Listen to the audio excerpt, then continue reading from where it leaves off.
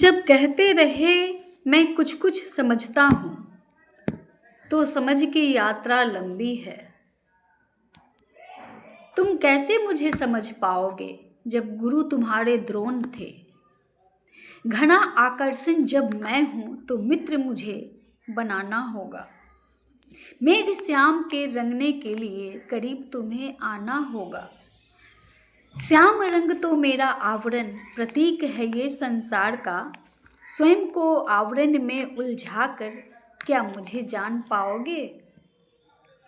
जब जान ही ना पाए तो संबंध क्या निभाओगे। मेघ वर्ण स्वरूप संसार में फंसकर शिष्य द्रोण के ही कहलाओगे। जिस गुरु द्रोण ने मोह को ही प्रेम समझकर दुष्टों के संग हो लिया। अंत विनाश से हुआ पर दुष्टों को नहीं पता कि बीज नवनिर्माण की थी। दोस्तों, संबंधों में या मित्रता में जब कहूँ, ये मैंने अभी अभी लिखा बैठ के। संबंधों में या मित्रता में या बहुत निजी संबंध पति पत्नी या प्रेमी प्रेमिका के संबंध में जब लगातार जब ये कहा जाता है कि कुछ तो समझ रहा हूँ, लेकिन जब आपकी बातों को नहीं समझी जाती, ना सांसारिक बातों को, ना स्पिरिचुअल बातों को, यानी पूजा भी हो रही है, चाहत भी है, इच्छा भी है कि मैं भगवान के करीब आऊं, उनकी आराधना करूं, पूजा करूं, कर भी रहे हैं। लेकिन जब तक आप समझ नहीं पाएंगे ना कि भगवान कहते किनको हैं, ईश्वर क्या है, उनके स्वरूप क्या है, कृष्ण के क्या स्वरूप हैं, शिव के क्या स्वरूप हैं। शिव तो सबके समझ में आने वाले नहीं है, लेकिन मात्र कृष्ण जो इस धरती पे हमारे मित्र, सखा, भगवान सब कुछ बनकर आए, संबंधों के बीच में आकर संबंधों को निभाया। जब हम मनुष्य उन्हें नहीं समझ पा रहे हैं तो हम संबंधों को क्या समझ पाएंगे। ये मानव के कॉन्शियसनेस की जो प्रक्रिया अभी जो है वो उसी दौर से गुजर रही है कि सत्य को समझना है और संसार को समझना है, और दोनों में बैलेंस बनाने वाले कृष्ण हैं। आकर बतलाएं यहाँ पे कलयुग में जो महाभारत का जो युद्ध हुआ, तो कृष्ण बतलाएं कि आप कलयुग में कैसे जीवन जिएंगे, किस चीज़ को वहन करके, धारण करके जीवन को सुगम बनाया जा सकता है, और संसार के कार्य में, यानी ईश्वर की क्रिएशन संसार और संसार के कार्य में आनंदपूर्वक सहयोगी बनकर रहकर अपनी यात्रा को कंप्लीट की जा सकती है। एक छोटे से उदाहरण के तौर पर मैं बतलाना चाहूँगी। ये समझ ना समझ के बीच की बात है कि एक दो लोग जब बैठे हुए हैं, जब वो दोनों में से एक आत्मा अगर मानव के इमोशन को समझ रही है, संबंधों के गरिमा को और संबंधों के इमोशन को समझ रही है, दूसरी ओर सीखने की प्रक्रिया चालू है, मानव से ही शुरुआत है, तो जब तक इस मानव के, इस धरती के, इस मेघ वर्ण श्याम के रंग में नहीं रंगेंगे, यानी संसार के काजल की कोठली है कही जाती है, इसमें से बिना दाग निकलनी मुश्किल है। तो जब तक डूबने की साहस हिम्मत नहीं होगी, काजल की कोठली में जिज्ञासा बस जाकर जानने की प्रक्रिया, तब तक उसके बाद की जो सत्यता है ना, जो ईश्वरत्व है, वो समझ में बहुत बिरले को आएंगे। जो ये उनके पास्ट लाइफ के संस्कार पे डिपेंड करता है कि उनकी आत्मा पहले कितनी तप करके आई हुई है। तो ये कॉन्शियसनेस की यात्रा है। लेकिन कृष्ण जो थे उनकी दो माँ थी ना, दो माँ थी। और जब हम मानवों में आए थे तो वो ईश्वर बनकर नहीं आए थे। जरूरत जब पड़ी तब उन्होंने बतलाया कि मैं ही ईश्वर हूँ। महाभारत के रण क्षेत्र में अर्जुन को, अपने प्रिय शिष्य को बतलाया, क्योंकि वो अर्जुन जिज्ञासु थे, जानना चाहते थे। तो उन्होंने इस संसार में आकर एक मानव को कैसे जीना चाहिए, एक मानव की क्या चलने के तरीके होने चाहिए, उनके हृदय, उनकी भावनाएं, उनकी साहस, हिम्मत, और उन्हें वहन क्या करना चाहिए, कैसे चलना चाहिए, राजनीति कैसे करनी चाहिए, सब चीज़ वो उन्होंने बतलाया। उनकी दो माँ थी। जब वो मानव के बीच में आए तो मानव के सारे स्वरूप से हम लोग सभी अवगत हैं। भागवत गीता और श्रीमद् भागवत गीता और पढ़कर, लेकिन वो उन्होंने खुद कहा कि मैं ईश्वर हूँ, मैं भगवान हूँ, और उन्होंने अपने विराट स्वरूप को भी दिखलाया अर्जुन को। ये सब सिंबल हैं, असल में विराट स्वरूप चेतना के लेवल पे दिखती है। तो उन्होंने ये भी दिखलाया, तो उनके जीवन से तो ये शिक्षा ली जा सकती है ना मानवों को कि ईश्वर जो इस धरती पर आए, यानी वो परमात्मा थे। परमात्मा को स्वयं का ज्ञान होता है। जब वो परमात्मा थे, जब उन्होंने युद्ध भूमि में ये ज्ञान दिया और उनके पहले का जो जीवन था, जब उन्होंने जिया, तो ये दोनों तरह की बातें हो गई। और उसमें बैलेंस बनाना, यानी दो माँ, जब उन्हें पता चला कि मेरी माँ कोई और है, तो वो इंसान क्या करता है, वो विचलित होता है, वो परेशान हो जाता है, क्योंकि उसमें बहुत साधारण आत्मा रहती है, रूट वाली आत्मा रहती है जो इस धरती से लगी। लेकिन वो तो भगवान थे, ईश्वर थे। उन्हें भी पीड़ा हुई होगी, उन्हें भी इच्छा हुई होगी, उन्हें भी ये पता चला होगा कि मेरी असल माँ कौन है। तो उन्होंने जाना भी, उसके लिए कार्य भी किया, गए भी मथुरा और वहाँ जाकर कंस का वध भी किया और अपनी माता के प्रति कर्तव्य भी निभाया अपने बच्चों को। लेकिन इस बीच इमोशन नहीं थी, इमोशन की बात नहीं होती है। ये होगी ज़रूर आपके श्रीमद् भागवत गीता में, जो मोटी वाली गीता आती है। तो ये जो भावना है ना, ये भावना को संप्रेषित तभी होती है जब आपको ना समझने की, ठहरने की समय होती है आपके पास। आप जब समझना ही नहीं चाहते कि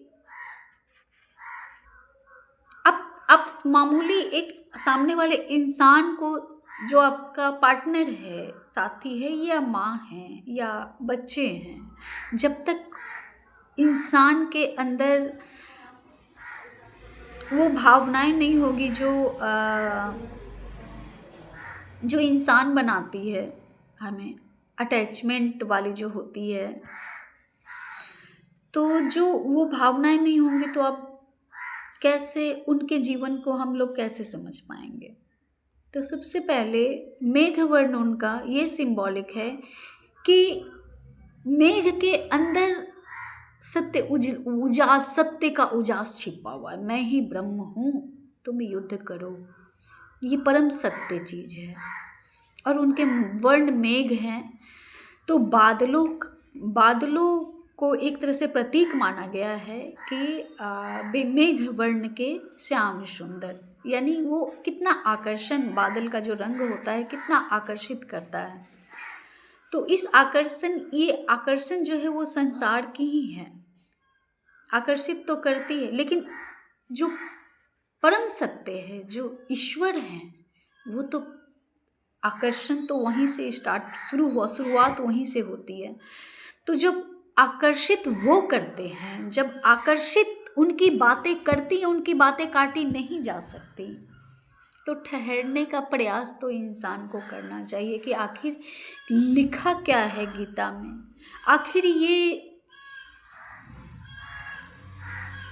आखिर अगर हम समझना चाहते हैं, ईश्वर को जानना चाहते हैं, तो हम ठहरे तो, समझे तो, पढ़े तो, जाने तो। और संबंधों की बात जहाँ है, ये पति पत्नी की बातें इसलिए है कि मेरी दृष्टि में पति पत्नी के स्वरूप जो हैं, इस संसार के कहीं पार के स्वरूप हैं। ये संसार तो ऐसा पहले नहीं था। राम जानकी के भी जोड़ी आई, कृष्ण की भी पत्नियां थीं, बहुत सारी ऐसी जोड़ियाँ आई। और हमारे जो महादेव हैं, शिव हैं, उनके तो सर्वविदित है, उनके जो ईश्वर हैं कि उनके लिए कितनी बार इनकारनेट होना पड़ा था पार्वती माता को। और शिव भी अपने जो ईश्वर हैं, वो भी अपने आप को कितना जान पाए थे, समझ पाए थे उन शक्ति को लेके, मतलब माँ पार्वती को लेके। तो समझने के लिए, कुछ भी जानने के लिए ठहरना पड़ता है और उस पर समझना पड़ता है। गुरु द्रोण की जो शिक्षा है ना, वो आपको लालसा और अहंकार देती है, क्योंकि उन्होंने अपने जीवन को जिया था, अपने बेटे को चावल के आटा में पानी मिलाकर घोलकर उनका पालन पोषण किया था। अब उस चीज़ को ये पूरी दुनिया से जोड़कर चलने लगे कि मैं अपने बेटा को दुनिया का सारा सुख दूंगा, राजा बनाऊंगा। तो ये गुरु द्रोण की शिक्षा थी। एक इंसान अगर इस तरह के अहंकार को छोड़ दे तो वो तुरंत ईश्वर का प्रिय, सखा, शिष्य सब हो सकता है। यहाँ तक कि संबंध जो हैं पति पत्नी के, किसी भी तरह के संबंध, भाई बहन के, ये तो अलग बातें हो गई। संसार की शुरुआत जो है सो वो मैस्कुलाइन और फेमिनाइन एनर्जी से होती है, वहीं से संसार बनते हैं। तो अगर ये संबंध की शुरुआत जो है एक दूसरे को इस तरह जानने पे हो, टालने पे ना हो, और संसार में केवल घुसकर उनके रंगों को जानने के लिए उलझे रहने पे ना हो, एक साधे सब सधे, सब साधे सब जाए। ये संबंध पे मैं इसलिए बोल रही हूँ कि संबंध से ही ये संसार है। अभी हाल में एक न्यूज देखा मैंने, कितने एग्जैक्ट नहीं बतला सकती, कितने लाख संख्या में उनके फैन थे, लेकिन वो अपने लाइफ में अकेला था, सुसाइड कर लिया उसने, तंग आ गया, कोई बहुत अकेला पड़ गया वो। तो ये सारी चीज़ें संसार में हो रही है। आपके पास मैटेरियलिस्टिक ना भी मैटर करता हो या मैटर करता भी हो, तो सबसे जो अनमोल चीज़ है वो संबंध है, रिलेशनशिप है। रिलेशनशिप में संवेदना खोने के कारण और नहीं ठहरने के कारण, नहीं समझने के कारण, क्योंकि हम मानवों का ये स्वभाव होता है कि जो चीज़ मिल गया वो उसे टेक इट ईजी ले लेते हैं, फॉर ग्रांटेड ले लेते हैं, उसके महत्व फिर नहीं रहती। और जो नहीं मिला है फिर उसके पीछे पड़ जाते हैं, उसे पाने की लालसा रखते हैं। लेकिन जो आपके पास प्राप्त है वही पर्याप्त है।